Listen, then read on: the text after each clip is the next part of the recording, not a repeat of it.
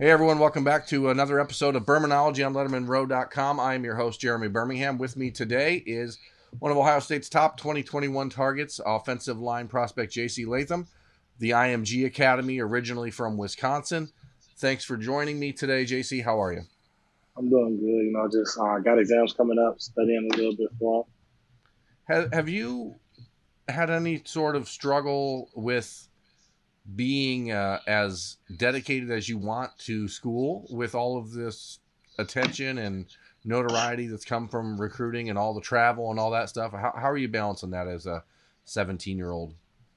We got a lot of like coaches around us to make sure we got all our work done. So like on the road, we'll have a coach with us who'll come with us to make sure if we need any help, we can get it done then. We have tutoring every single night and on the weekends also. Our coaches do like a daily checkup. So like if your grade drops down to a D or an F like that day, or if you're unexcused absent that day, your coach will get notified of it and he'll be right on it. So like I think throughout the year we've had like 90 to a 95 to 98 hour proficiency on like make sure all our work's in on time and making sure no late penalties on it. So Now, you're a top 100 prospect across in the 247 composite rankings, somewhere in the 75 to 80 range. You're a player that made your first visit to Ohio State as a defensive line visit back in March. yes, sir. And then this summer, things kind of changed, and you started to be considered and looked at by a lot of schools, including the Buckeyes, as an offensive lineman. How has that transition been for you to go from playing, hand in the ground and moving forward to standing up and trying to move backwards? The process was a lot smoother than I thought it'd be because my coach, the day the transition happened, he told me, "Don't really worry about all this, and that, and worry about the transition. Just worry about a kick set." So he made sure, like day one, my kick set was good. So like, he's trying to make sure my kick set just got better and better. Once I got that, we just slowly progressed throughout the season on what I need to get better at. And here I am at the end of the year, one of the best left tackles. So as we go into every practice, he makes sure I have something I want to work on so I can get to work on it. Did it surprise you that you picked it up so quickly? I mean, obviously you're obviously a premier athlete. That's why you're down at IMG. You knew that you had an opportunity to be heavily recruited and the guy that people around the country were interested in. But that's still a big transition, especially for a young guy like yourself. Did anything about that change catch you off guard, or were you expecting to be this good at it this quickly? I didn't really expect it until he started telling me like what type of coach he was, because he started talking about like his past and who he coached. Like he used to coach Trent Williams, Tyler Lewine. Yeah, he'd be on the phone with Joe, one of the Hall of Fame left tackles Joe for the Thomas. Ravens. Gotcha, Uh, gotcha. yeah. He'll be on the phone with them all the time. So he's coached a lot of top athletes into college and into the league who are now also the best athletes in the league. So when I heard about that, I'm like, all right, well, he knows what he's doing, so I might as well just buy into it and try to get better because that's what we're here for.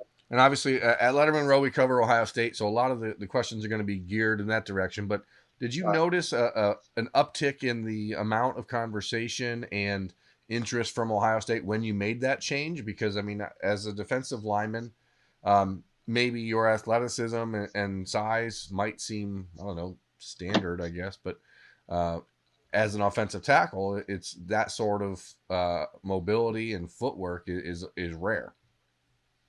yeah, the coaches talk because the after like the first game because I switched over, I think a week or two before the first game, and after the first game, my coach told me like he had so many phone calls from all coaches around the country, like Ohio State, Alabama, like LSU, all of them, like after the first game about like how I was doing and all that type of stuff. So I noticed like the immediate change right after that. But then as soon as I think it's September 1st or August, but I can't remember. September But as soon 1, as one, yeah, when yeah, when as a they can junior you're legally, allowed, right? yeah. All the Ohio State coaches texted me. Like one of them just texted me while we're on the phone right now. Like they always check in on me, make sure or ask me how I'm doing, make sure I'm doing good, all that type of stuff. I know you made your second visit to Ohio State at the end of November for the Penn State game. Is that relationship, I mean, far and away better or different than relationships you have with other coaching staffs, or are there other staffs that are equally as involved with you, or what makes the relationship and interest from Ohio State, I guess, seem to stand out to you and your family right now?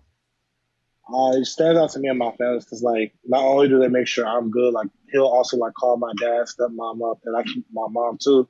And then the coaches and players around me to ask about me, too. So, like, they want to know how I'm doing in all aspects of life. And then also, like, they just, like, they don't talk, like, when I get to most coaches, they'll talk about, oh, you can be a game changer here, you can win a national championship here, or you can be one of the best players on our field. But they actually, when I was talking to them after the game, they were talking to me about how I could benefit off the field from here because a lot of people from Ohio State make it to the NFL, but a lot of them also have a good career outside of football. So he was trying to make sure, like he was telling me, as soon as you retire or say if you unfortunately get injured, you'll have a good stable career here because our business school is phenomenal. He was just talking about a lot of the key things that they have that a lot of other colleges don't have when it comes outside of football that can help me succeed. Has it been Greg Studrara mainly driving that relationship, or are there other coaches that are handling it more on the day to day? Coach Day will talk to me on like a day to day, but it'll be Coach Stud who's like talking to me constantly, like, calling me, all that type of stuff. Now, there's this sort of over the last couple of years, there's been these like mixed reviews, I guess, from Buckeyes fans about Coach Stud because they weren't sure what he was doing on the recruiting trail. The development stuff was obviously there. The Buckeyes have won a handful of Remington awards and all five Big Ten Big Ten offensive or Big Ten all Big Ten linemen. Blah blah blah. Sorry, it's a lot easier to say, I guess, in my brain. What did you see out of Coach Stud, and not just as a person, but as a coach? Because obviously that's important too. You're talking about all the development you're getting down at IMG as far as playing the offensive line. When you're at a place like Ohio State, are you watching what he's doing on the sideline? Are you paying close attention to that aspect of how he develops his players? Yeah, no, I was making sure like because I wanted to see because my coach always tells me like no matter where I've been, they'd always tell me like a true athlete like knows how to handle adversity, and especially here they'd always tell us every game's gonna be there's gonna be some form of adversity and it's gonna either make or break you, so you got to be able to overcome it. And I want to see how because in that Penn State game it wasn't a blowout as I thought it would be. It was actually like kind of a close game throughout all to like third quarter I would say. But yeah, and I was noticing how like when things weren't going their way, or things were kind of up in the air, quarterback pressure and all that stuff. You see, like no one would get their head down, no one would point at anyone else, and I noticed how like they just rally together and get even more close and then come and finish the job. As far as the relationships go, and you're talking about the offensive line, which the cohesion of the offensive line is one of the most important things of football. During that visit, you spent a lot of time there with Ben Chrisman, with Jagger Burton, with Tristan Lee, with Rocco Spindler. Like, how did that weekend in Columbus? Do you feel like it changed your recruitment in a way because you started to get to know Donovan Jackson, all these other guys? Like, was there conversation that started that weekend that hadn't been there before, as far as building a class or building a line, or just having extra guys in your peer group to talk to? I know, like, because I flew in because that was the I think first day of my Thanksgiving break, so I flew into Akron. Or no, I think it was Columbus on Friday, and then throughout the weekend there was a lot going on because I was trying to make sure I had all my stuff and all that stuff because I had to drive to Wisconsin still, so I was really with my family. Talking to my family a lot. But for the players in my class, we all have our little group chat on Twitter.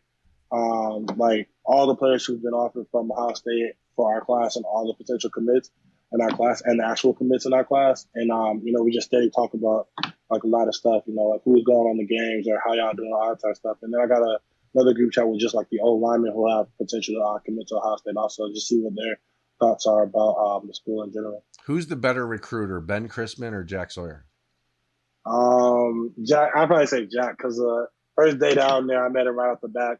We just started talking all the time, and yeah, we were just talking around the back. He was telling me how much he loved the school and how like, cause he said it was like his dream school. So he was telling me how much he loved it, what was the benefits of it, all that stuff. So I wanted to get a feel of it and see how it was for myself and see how it was when because that's his hometown. So like they can visit his games a lot easier than they can visit mine. Right. So I wanted to wait until they were actually able to talk to me and see how they treat me and see all the love and type stuff that Jack was talking about, if they were going to do the same way with me. And, I mean, they've upheld that standard, really. Your home state school, despite the fact that you're down at IMG, is the Wisconsin Badgers. How hard is it to watch a Big Ten championship game, watch Ohio State and Wisconsin? Like, do you have ties and loyalty still to the Badgers? Are you, one of those guys that grew up there and bled? What's their red color? Just red? Is it just red? I mean, yeah, it's just like red and white, I really. mean, I don't know. Everyone has their shade, but I mean, do you have like an affection for Wisconsin? Is it a matter of saying I'm always going to go to the right spot for me, or is there a family pull to go back home, or how does that play into your decision eventually? So I was like I was born in Meridian, Mississippi, and then I moved to Wisconsin in third grade. So like I never was like growing up all the way in to the Wisconsin Badgers. So when our first season started coming, I think it was after my first game. They invited me up to the watch. I think them versus Northwestern. I think my freshman year. So yeah, and I really loved the vibe. And it was like a great atmosphere and all. But then I was talking to my coach about it, and he was like, "Yeah, they're an excellent school. You know, they got like as Ohio State goes, they got all the pieces when it comes to O line, really." Right. So then, but then he was like, "How's y'all relationship?" And I was shocked because after the day they're legally allowed to talk to me, no one's really hit me up. So Mm. like, I'm not gonna like I don't want to say waste my time, but I'm not gonna give a school attention because I'm not trying to be like boastful or anything. But with like 26 offers, you got like a lot of schools to Right. talk to, really. So you want to narrow it down when you commit. So I'm not gonna give my school attention when there's another school out there who wants me and who's Love like those who putting the love effort. you.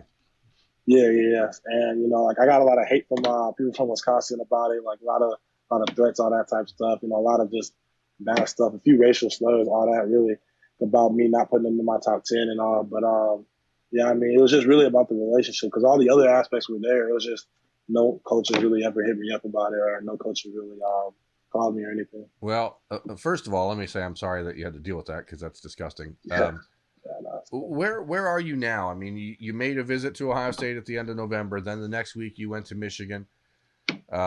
There's people who are looking at that Ohio State potential recruiting class of 2021, and especially the offensive line group, and saying, "Wow, this could be something really special if player A, B, and C all decide to make a decision sometime soon." What is your timeline? What do you want this to be over with? What are you still looking for on visits to Columbus or anywhere else? What do you still need to see? There's a few schools I want to get out to. I want to try to visit a few Florida schools. LSU, I plan on visiting way back. I think it was going to be 2 or 3 weeks before my Ohio State visit, but the plane, like, it actually took off, and then the airport in LSU, it actually had a blackout. Wow. So the airplane actually just turned around and took us back. So I visited that against Auburn when LSU played Auburn. It had to get canceled because I wasn't able to fly in because of the other airport. So I never got to visit LSU. So I want to try to visit them because the coaches talk to me a lot, and they've been out here a few times. So I want to see how their atmosphere is and how their coaching style is, and all. I want also I'll probably visit. I think that'll be it, and I want to make my decision sometime in the springtime. Are you looking at, 3 official visits, 5 official visits, 1 official visit if it's the right one? Like, I mean, is there a checklist still that you're operating off of? And, what is the biggest remaining piece of the puzzle for you? It's really just like the relationships, like I said, how they treat me and my family, their offense and the coaching styles of like how I would benefit in that type of scheme. And then the atmosphere that I'll be in, because that'll be my next home for the next 3 years, kind of like an IMG. So how that'll be for my next 3 years, and then that'll probably be it. I'll probably make my decision sometime like that in the springtime. Couple more quickies before I'll let you get out of here. But how important has the IMG Academy been for you in helping prepare yourself for the next level? Because when you're talking about the tutors and all the travel and all, I mean, you're working and operating basically on a college schedule now. Do you think that you are one of those players now because of that who, after your senior year, is going to be way more prepared than other guys who haven't had that experience? Oh yeah, most definitely. Like I was just talking to my teammate George Jackson. Like he was telling me, like IMG really helps you grow up on your own because you're gonna be here by yourself. You're gonna have a roommate, but like you're not gonna be with your family like that. And you're gonna be held accountable because there's 20, 30, 40 other guys who want to be on the field just as bad as you do. And if you do something irresponsible, they gotta hold you accountable for it. And that's gonna take away for your field time. And they also want to like they hold you to a standard of like excellence in the classroom as well. So like things that you used to do at your old school that you were like the top dog or whatever at your old school that you can get away with there, you can't get away with here because it's not the same, man. It's like a college atmosphere really. So I mean, it's like it kind of forces you to mature. Either you mature or you won't stay here for long. Absolutely. A couple quick hitters. Favorite pizza topping? Oh, favorite pizza, sausage. Favorite pregame song that you have to listen to every time before a game? Ooh, pregame song. It always changes. I say probably right about now be "Ride the Wave" by Lil Key. Why your jersey number? Why do you wear it? It was 75 because I wanted to be 55 because that's my first number that I ever played with back with my brother, and his favorite number is 5. So like I want to do 55 because it makes me remind him of him. But it got changed to 75 just because of it was like a late switch. So like we had like 2 weeks. Told me I need to pick a number, and they said 75 would be a good fit for you. So I just said 75. I didn't want to make any extra noise out of it. But next year I'll be 55 though. What does JC stand for? Oh, I can't say that. Oh, wow. I can't say that. Not just yet. All right. And last one. What team do you use when you play on Madden? Saints, all the way. All right. Look, man, I appreciate you taking some time. This has been Bermanology on Lettermen Row. That's JC Latham. I'm Jeremy Birmingham. Thanks very much for tuning in, and we'll catch you next time, folks. Thanks for watching. Subscribe below to get the latest videos from Lettermen Row. We got Letterman Live, we've got the practice report, we got rapid reaction. Hey, and we got Buckeye IQ with Zach Bourne. For sure. We got recruiting breakdowns with Berm. We got whatever you need. Ohio State football and Ohio State athletics, we've got you covered here at Lettermen Row.